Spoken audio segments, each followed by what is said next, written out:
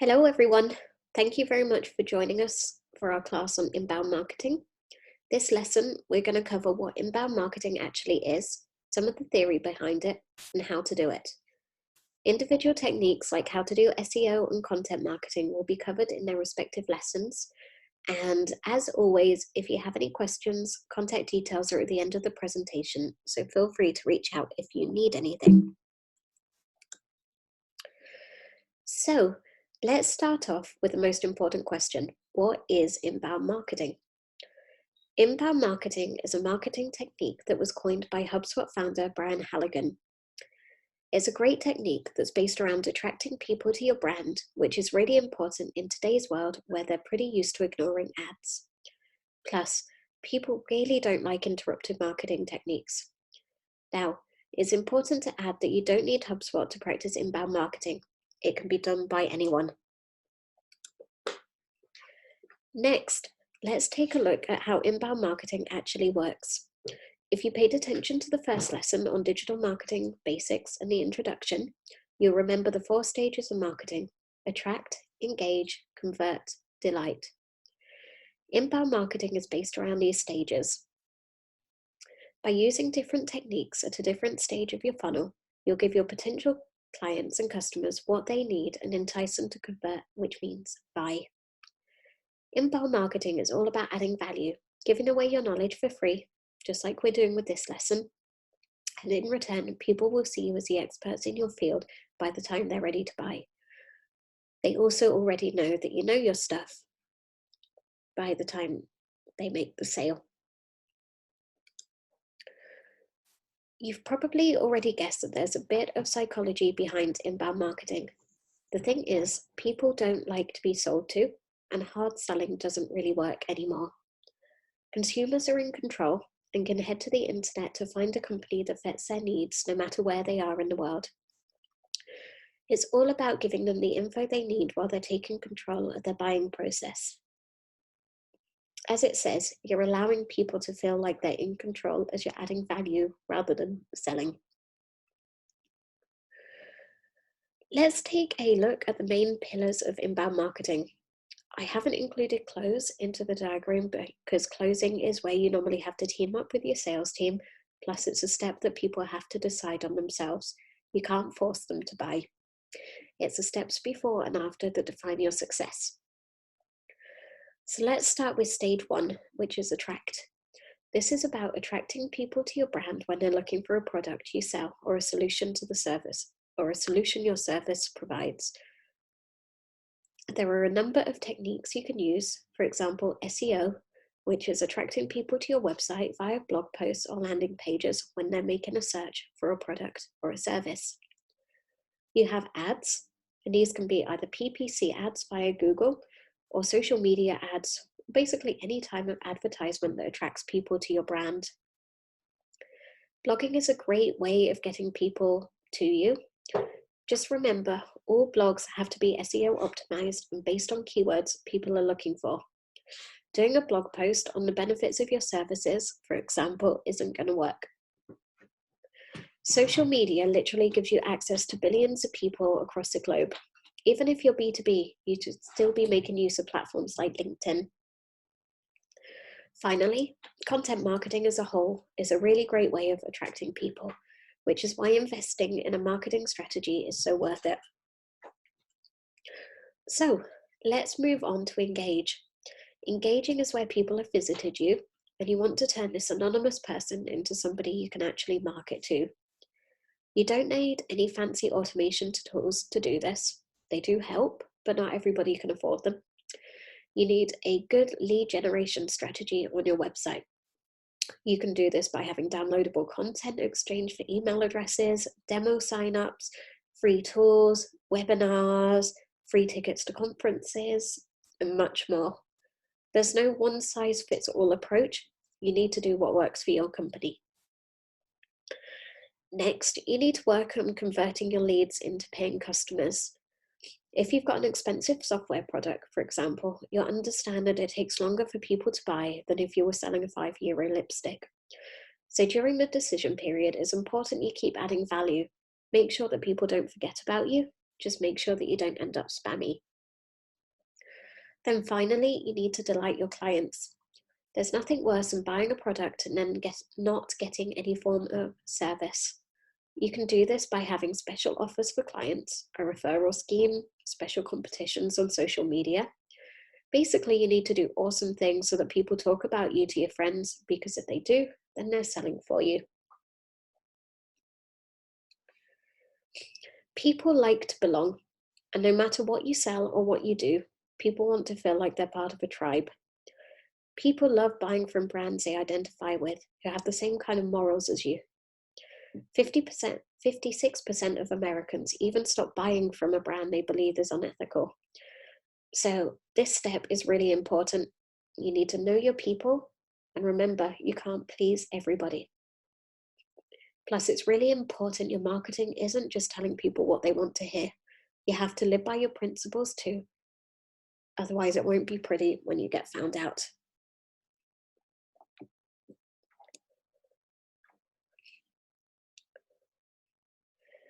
Let's move on to some practical steps you need to take for inbound marketing. And the first step is creating buyer personas. Buyer personas are fact-based fictional characters who represent your company's ideal customer.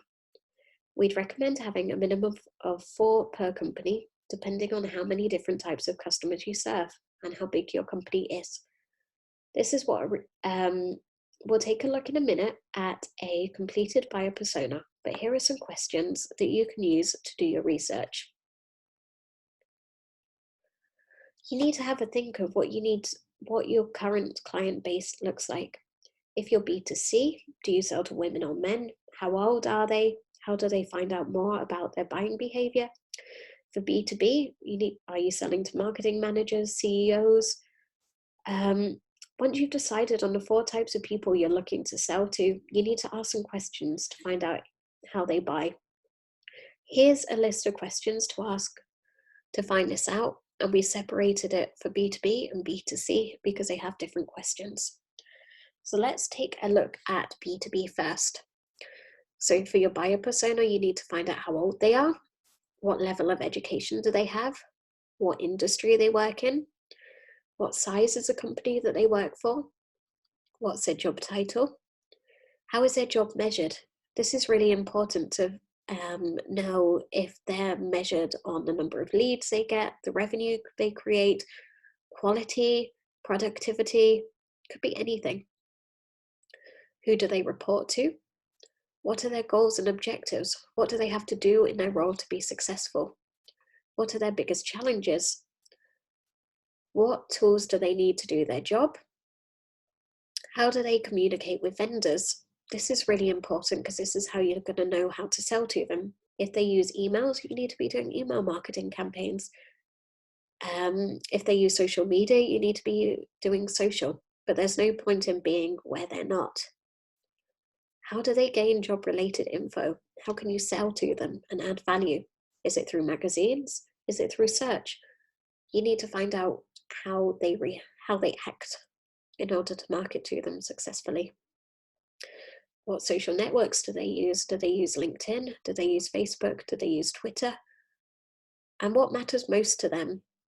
Is it making sales? Is it quality? Is it saving money? And most importantly, where do they go to buy? Do they wait for salespeople to contact them before they make a decision? Do they go to Google? Do they look in magazines? Do they go to trade fairs? This will all tell you how to target these people and how to market to them. Next, let's take a look at B2C. These are slightly different questions because they have slightly different needs. So you need to find out how old they are, what level of education they have, what's their income. That's important because you need to know how much disposable income they have to spend on a product like yours. Where do they buy? Do they buy online? Do they buy in shops? Do they buy over social media? You need to sell where they buy. Who influences their buying behavior? Is it friends, influencers? Is it magazines? Is it blogs? If they listen to influencers, then you have to try out influencer marketing.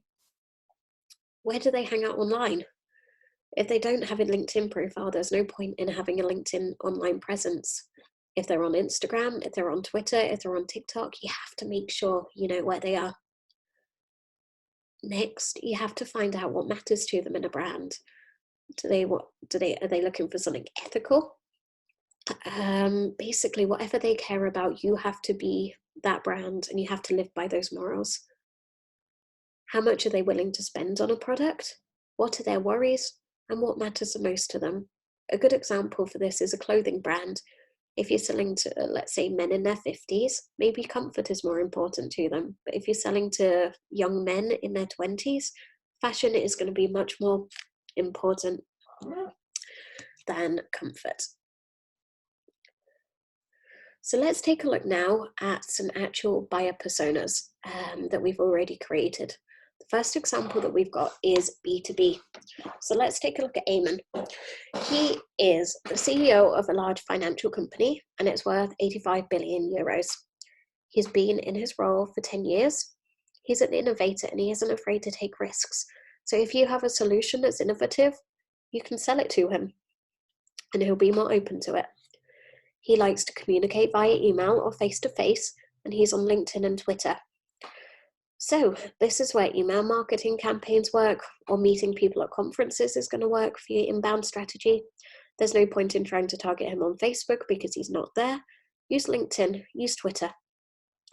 If you're looking to go offline as well, he reads economic publications and attends financial conferences, so you can add that into your marketing campaign too.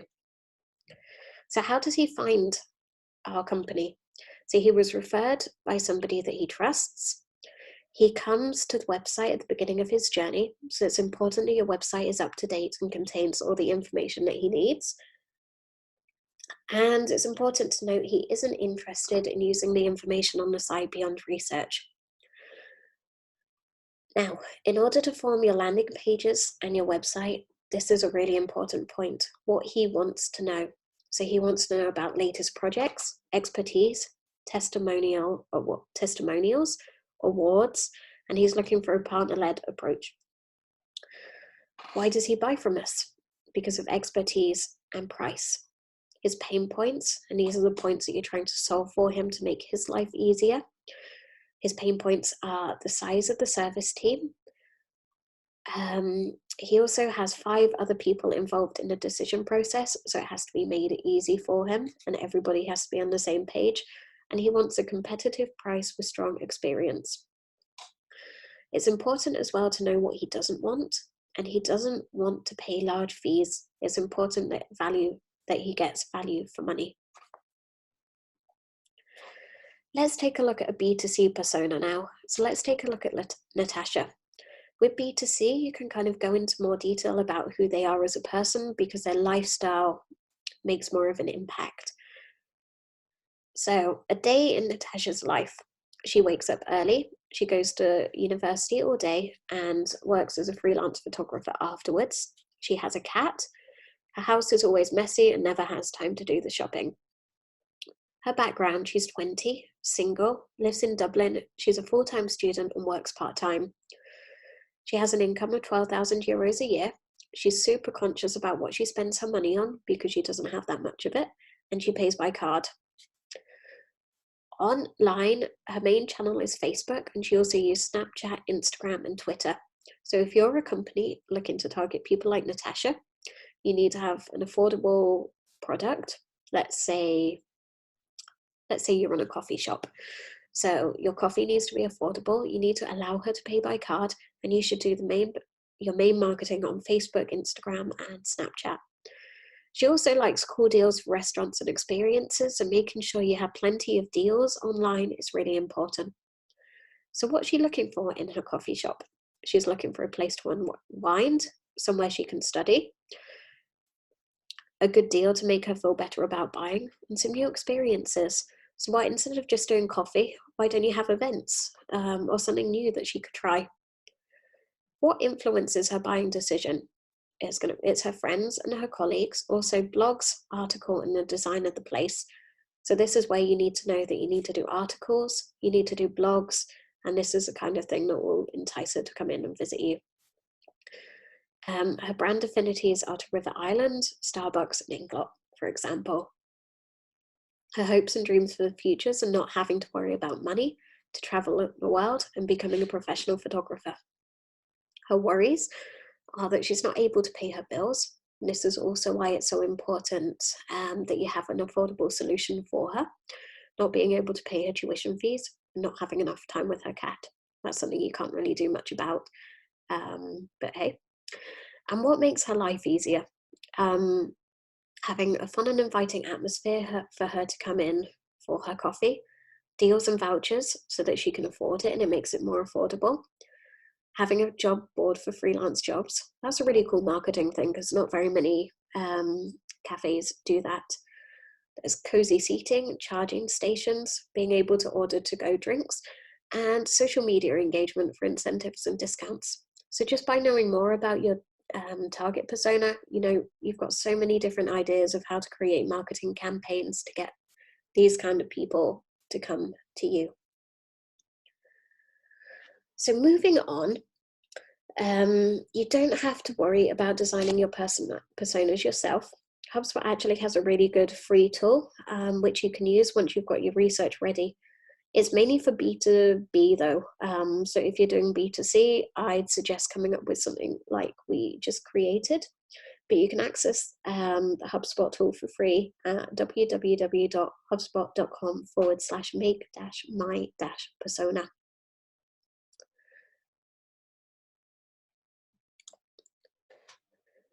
At the beginning, we touched on some sample techniques for inbound, so let's take a look at them in even more detail. I've purposely picked easy channels that everybody can implement, even if you don't have a marketing manager or lots of time. So let's start off with social. There are plenty of paid advertising opportunities that allow your brand to be seen all over the world. If you do your targeting right, you can really get in front of people who matter. You also have the potential to go viral. If you do really good content, you might not end up paying loads for it. Next, blogs are another great way of boosting your SEO. When people are looking for a product or service, they're so much more likely to buy. So you're halfway there already with persuading them. You need to make sure with blogs, though, that they're all SEO optimized and based around keywords so that they actually add value and people get to see what they're looking for. Getting the lead is super important because you don't want people to visit your site and disappear. You want to know who they are so you can market to them. There's tools available like Albacross, which are great at telling you the company name behind the IP address of people who come to your website. You can also use email analytics to see who's opened your mails, and it's great to get in touch with these people who have shown interest because they might just need that little extra push to buy. The most important thing is making sure that people don't leave your website as an anonymous visitor. Then finally, you have to convert them and they'll be ready to buy.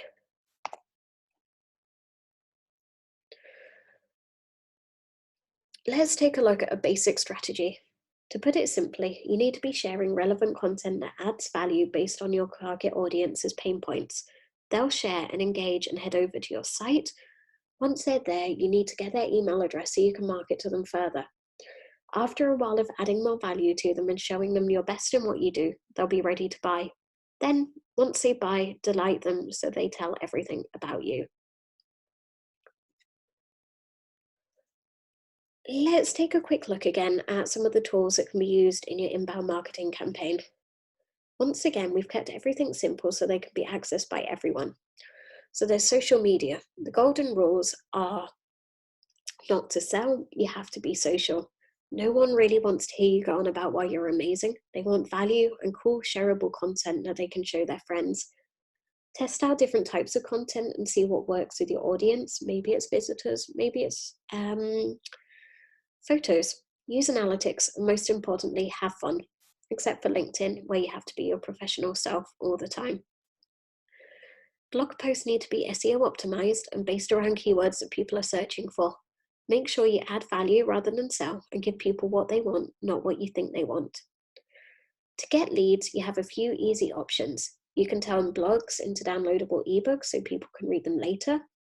You can have different formats of downloadable resources, demo signups, free trials, webinars, free tickets to conferences. You know your product and you know what people want, so just go with what you know. And as we've already mentioned, converting people is like kind of wooing them until they're ready to buy. You need to be on their mind, but not come across as too strong because that will put them off. You can do this through email campaigns, newsletters, social media, brand awareness, and segmented content. Let's take a quick look at an inbound marketing workflow so you kind of know where to go from start to finish. So point number one is you need to identify your audience. This is done through your buyer personas. Once you know who you're marketing to, set goals and benchmarks and use the SMART goals that we covered in the introductory lesson. Next, you need to create your offers and landing pages so you know what you're selling and you know what you're trying to achieve.